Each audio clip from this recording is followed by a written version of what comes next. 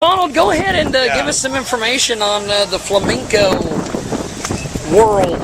Sure. Well, flamenco, first of all, there's not very many of us out here doing this. I mean, I'm one of the original concert flamenco guitarists who is an American, and so I like a lot of guys back in the 60s or 70s. We got hooked by flamenco music, and I happened to have kind of a knack for it. I'd been a rock and roll guitarist, played a little blues, a little jazz, a little country. You look like you could be an Elvis impersonator. I could be. I was a big Elvis fan.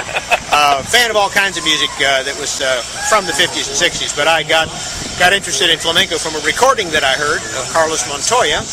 My mom brought a record home from the grocery store in Minnesota on a fishing trip. How's that?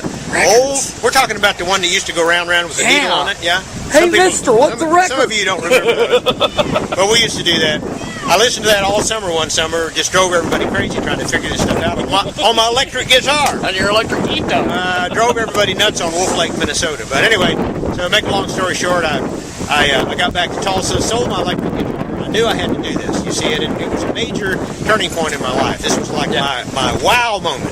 Like, this is what I'd been looking for. So I ended up getting records of Carlos Montoya and other flamenco guitars and trying to find out more about it. But there was no one in Tulsa, Oklahoma who knew anything about it.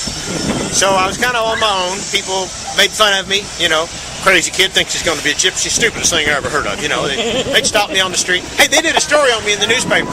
They had my picture there, and the headline was, Tulsa has a goal. I mean, this is news. That is somebody had a goal. Slow news day. Yeah, anyway.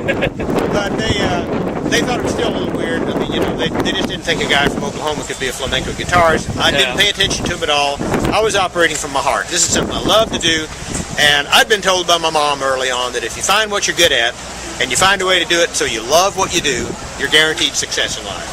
Cool. Turns out, after many years of traveling around, going to study with Montoya in Spain, I auditioned for him backstage at the end of that year when I was in high school. Yeah. I just got my $15 pawn shop guitar and playing flamenco on it. And so he invited me to come on to New York City after he heard me play. So I went on to New York City and studied with Carlos Montoya for a couple years off and on. That must have been just fabulous. Had all those guys, Sabicas and Mario Escudero and all those guys. And then I played after 2 years of working really hard, 8 to 10 hours a day, maybe sometimes 12 hours a day I practiced.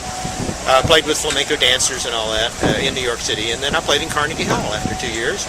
Cool. Subsequently, I made about 9 different trips over to Spain after I went to the Army. And I was in Vietnam. You got a full scholarship on here. Got a Fulbright, yeah, that's right. They gave me that Fulbright scholarship. That was my first trip to Spain. That's amazing. Yeah, it was pretty cool.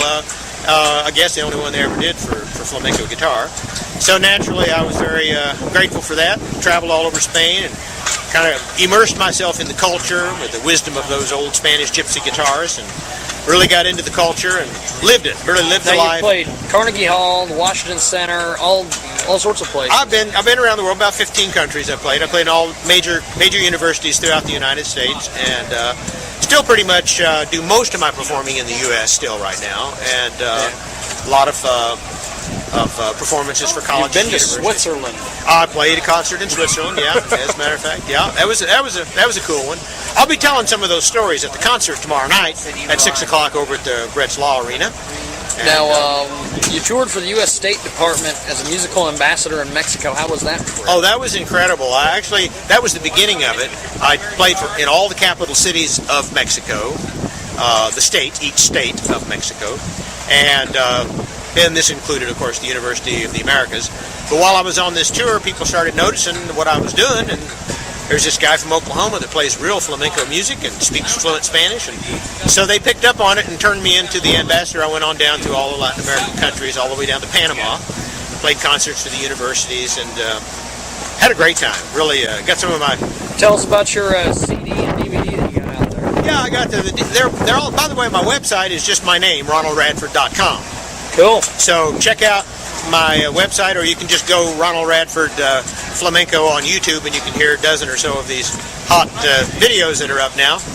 But the audio track for a lot of those little slideshow videos is from this CD called Viva Flamenco, and it's available. You can order it directly on my website, again, ronaldradford.com.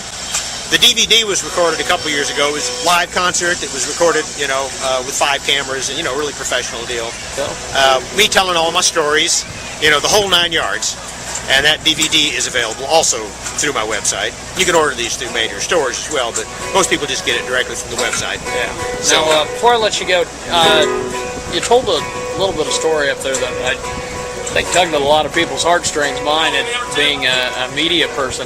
The impact of Sam Brownback and people basically getting rid of the arts, trying to get rid of the arts. They're not trying to get rid of the arts. They were just running scared. They were just running scared of a short budget, and they're the kind of people who don't necessarily value either the cultural enrichment and preservation of our culture and the values of our civilization that are contained in the arts.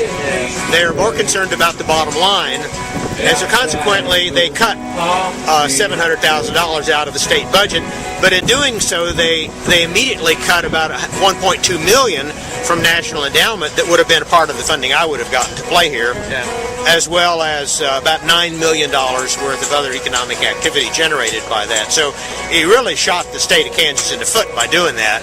I know it's politically popular to cut the arts and things that they think are unnecessary, but you wouldn't think of cutting grocery stores or truckers or anything like that, because the arts are an essential part of the business climate in Kansas.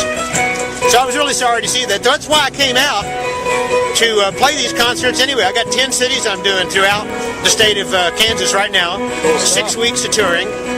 And except for one of them, Iola, they came up with some money for me, but the rest of them, economy's so bad, funding was cut, they didn't have any money. I'm going to do the shows anyway.